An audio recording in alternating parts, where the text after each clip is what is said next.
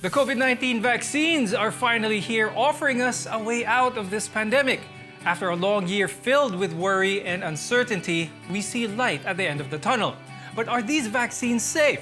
Is there a best vaccine? What does the efficacy numbers mean? In today's episode, we'll answer these and some of the biggest questions about the currently available COVID-19 vaccines and why being vaccinated is our best chance at protecting ourselves and our loved ones. I'm Dr. Freddy Gomez. This is MedTalk Health Talk, where your care comes first.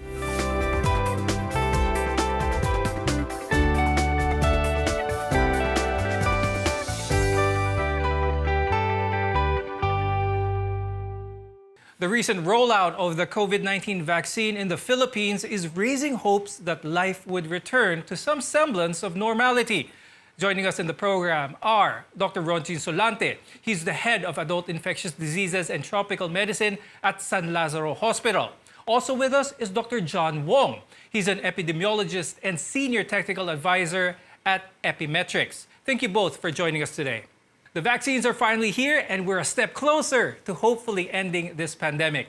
Dr. Wong, the first vaccines to arrive in the country were Sinovac and AstraZeneca. What other vaccines are we expecting in the future? For vaccines that are in phase 3 trials, you have Novavax. Novavax is just as effective as Pfizer Moderna.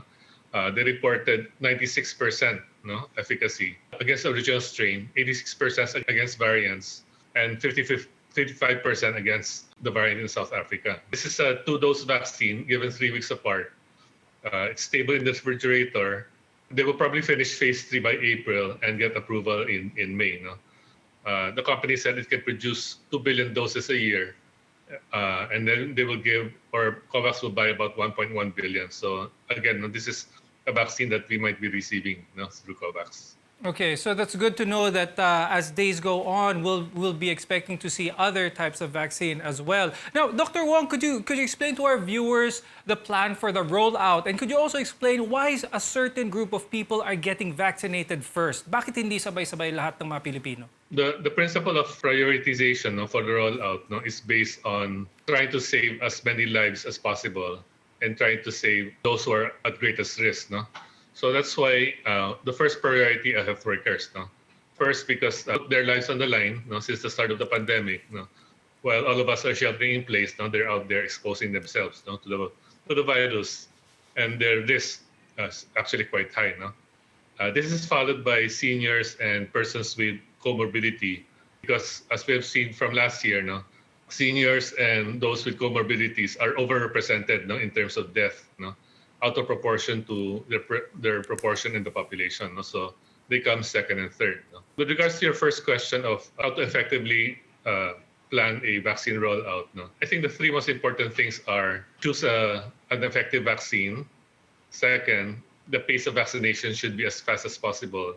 And third, we should have a high level of vaccine confidence. Okay, very good. And the best vaccine definitely is the one that is available now. Now, Dr. Jean, could you please explain to our viewers how vaccines in general work and maybe shed some light on how the efficacy of one vaccine, it is okay, even if it is 50% efficacious? Okay, so first, we need to know that all these vaccines that are coming out, whether it's the phase 3, phase 2, or phase 1, underwent the regular process of vaccine clinical phases of development. Just to make the message here short is, all of this vaccine will target the spike protein of the coronavirus. So what do I mean by that? It will induce our immune system to produce an antibody specific for that spike protein. Why the spike protein? Because it is the spike protein that is the part of the virus that binds to the ACE2 receptors of all the organs of our body, from the mouth, the nose, to the nasopharyngeal area, down to the lungs. So when you have that antibody that is being produced by that vaccine, and you will be exposed to the virus, that will block the binding of that particular virus, the COVID virus, to the cell, so that you will be protected against developing symptom. You will be protected against developing more severe form of COVID, okay? And you will also be protected against dying of COVID-19. Now, And that's why when you say 50% efficacy, 50% of those that received the vaccine did not develop the symptom of COVID. If you say 90% or 100% effective against severe COVID, that means that among the participants of the trial, then 100% did not develop severe form of COVID, while comparing those in the placebo who did not receive the vaccine, all of those received all of those developed the severe COVID. So that's how efficacy is being measured in a clinical trial. That's very good na naliwanagan na tayo no, about that. Another aspect aside from the efficacy rate, Dr. Jean, is they're worried about the side effects. Dapat bang matakot ang mga tao with the side effects? Vaccine always do have an adverse effect, no? Whether it's local, meaning the most common is always injection site, pain, tenderness, or it could be systemic in the form of fatigue, myalgia, joint pains, or even a chilly sensation. These are also the same adverse reaction that we're seeing now, most common among this COVID-19 vaccine. And these are what we call expected but minimal severity and very tolerable side effects. So this means that this side effect and adverse effect should not be your main reason why you will not be getting the vaccine.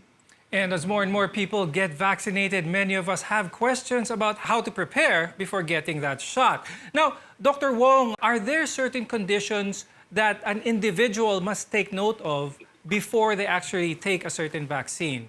Talk to your health provider, no, to see whether you can take the COVID vaccine, no, especially if you have a pre-existing illness. No. While you're waiting for your vaccine, no, make sure you remain safe, no, wear a mask, social distance, no. Stay at home as much as possible, no, so that you can be eligible, no, to go get the vaccine, no. And educate yourself, no, about expected side effects post-vaccination, so that you also know how to manage it by yourself or when to contact your health provider. Not everybody is willing to roll up their sleeves, especially with COVID-19 vaccine hesitancy increasing globally. Where are these fears coming from? More on this when we come back. You're watching MedTalk Health Talk on CNN Philippines.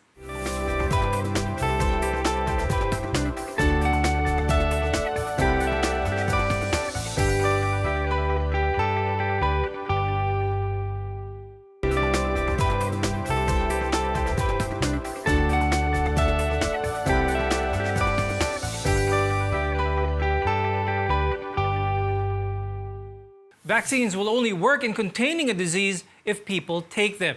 Ending the COVID-19 pandemic relies heavily on the vast majority of people getting vaccinated. We're together in healthcare on MedTalk Health Talk. I'm Dr. Freddy Gomez. Immunization has always been a test for our ability to cooperate. And history shows this, and COVID-19 vaccines are no different. Dr. Jean, where are all these fears coming from kaya? Tell you frankly about our hesitancy in vaccination. I think it started with Dengvaxia issues, no? And we cannot deny of that. And more or less, no, the issue on Dengvaxia, there was no closure. The coverage, the acceptance has been really affected by those issues. And my opinion is one of the reasons why we started, when we had this COVID vaccine, everyone was so hesitant to do that. No? And at the same time, when we are already now having the vaccine, a lot of this, what we call social media information that somehow eroded the confidence of vaccine acceptance has been also floating. No? So I think we need to trust the experts.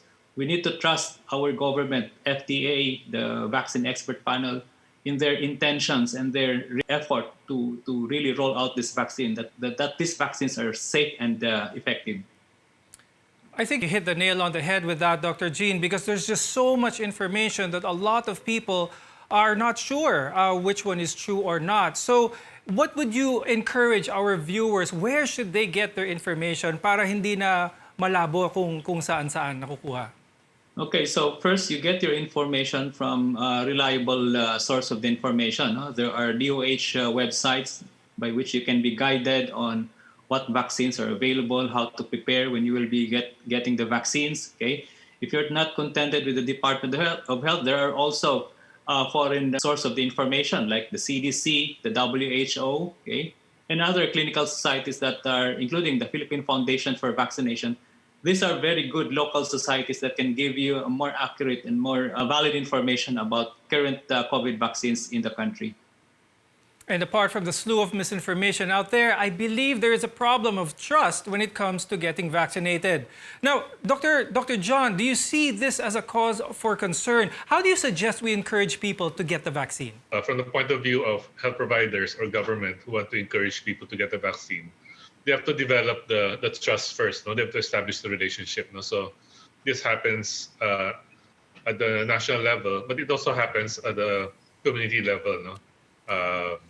Health providers, no, people, the community trust, no, should start talking about vaccine confidence. No? So people have to learn to trust you, no, before you're able to deliver information that they would be willing to believe in. Now let's go through some common myths about the vaccine and hopefully clear up the confusion with facts. Now, the first question here is that the COVID-19 vaccine is unsafe because it was developed so quickly. Dr. Jean, what do you think? Is this myth or is this fact?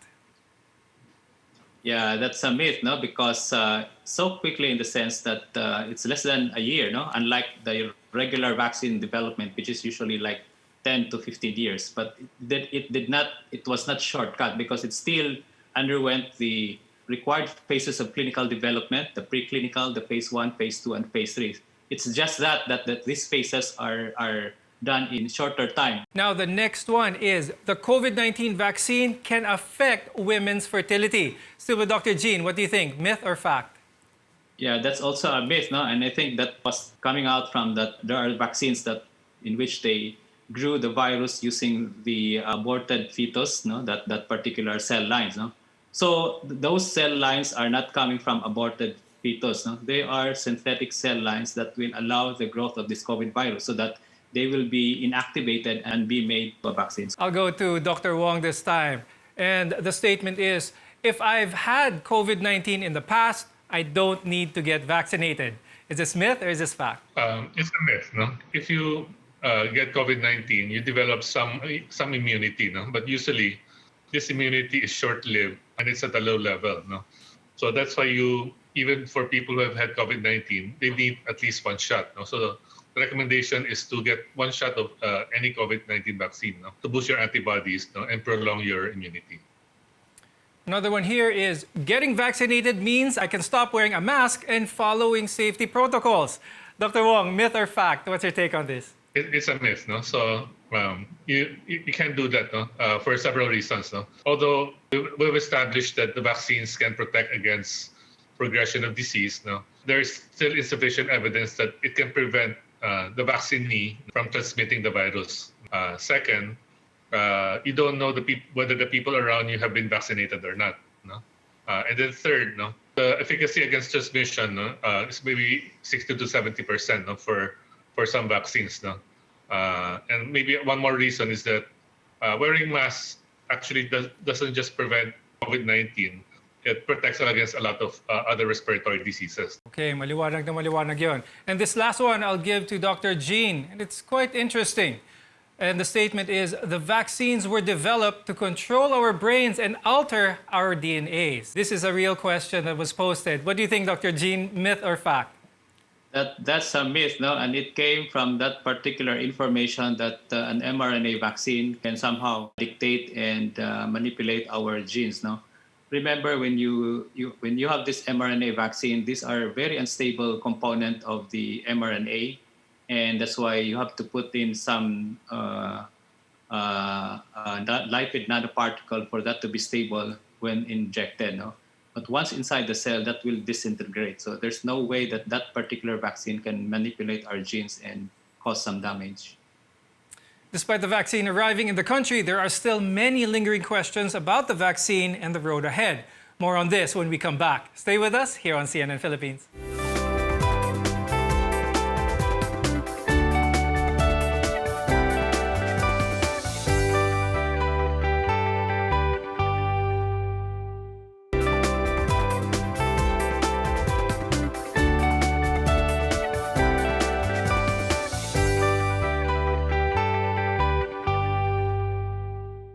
Welcome back. We will answer more questions on COVID-19 vaccines and the road ahead. I'm Dr. Freddy Gomez here on MedTalk Health Talk. It typically takes weeks for the body to develop immunity after vaccination. Now, Dr. Jean, can one still get COVID-19 after getting vaccinated? How long does it take before the vaccine works?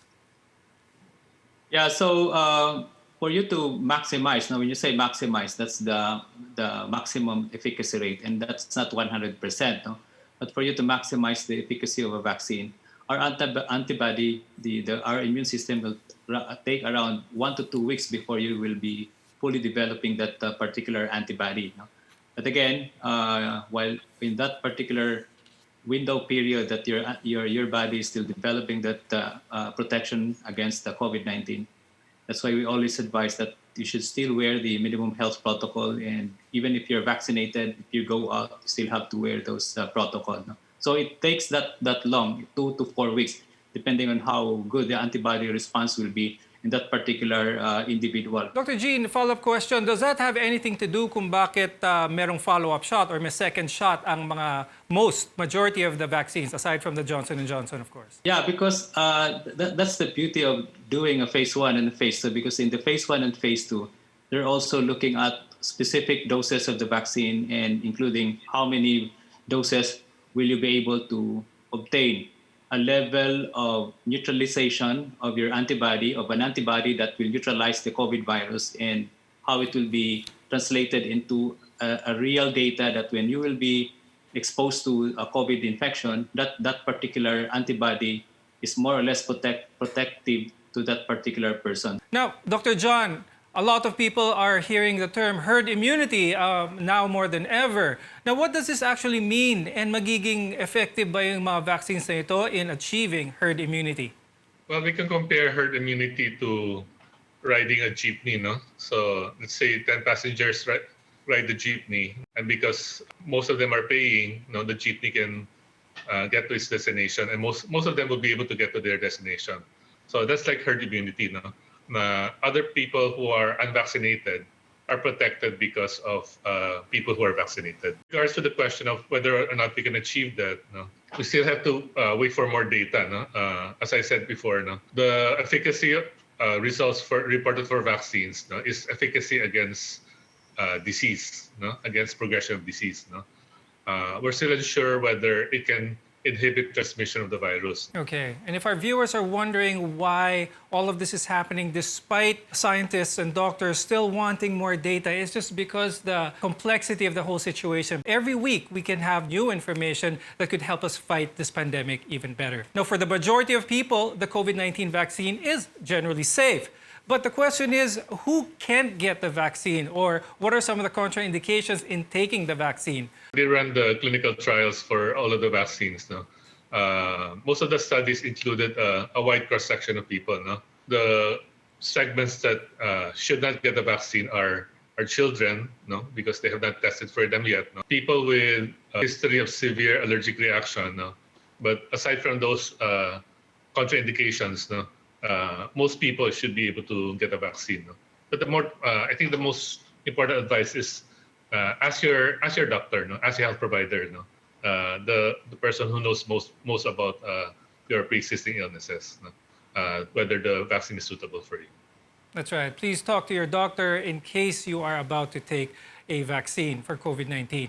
Now, Dr. Jean, do we already know, or do we already have data on how long the protection from COVID-19 vaccine will last? Definitely, we don't have yet very concrete data or solid evidence, but there are already vaccines that are already on the 6th month of their phase 3 clinical trial, and they claim that it was able to maintain their efficacy at that point in time. So that's good news, and hopefully that will encourage us again that hopefully that everyone will get the vaccine once it is being offered to us or to any priority population. So many more questions here, but unfortunately, that's all the time we have for this program. I'd like to thank so much our guests, infectious disease specialist Dr. Ronchin Solante and epidemiologist Dr. John Wong. We appreciate your time very much. You have shared very helpful insights with us. 1 year after the pandemic triggered a lockdown in the country, life has never been the same for all of us. But the arrival of the COVID-19 vaccines are finally raising hopes that the pandemic will end soon and life will return to normal. But for that to happen, we need to get those shots into our arms. Science has gotten us this far and gave us a way out of this health crisis. The end game is now on us. I'm Dr. Freddy Gomez, helping build a healthier future for you. Thank you for watching MedTalk Health Talk.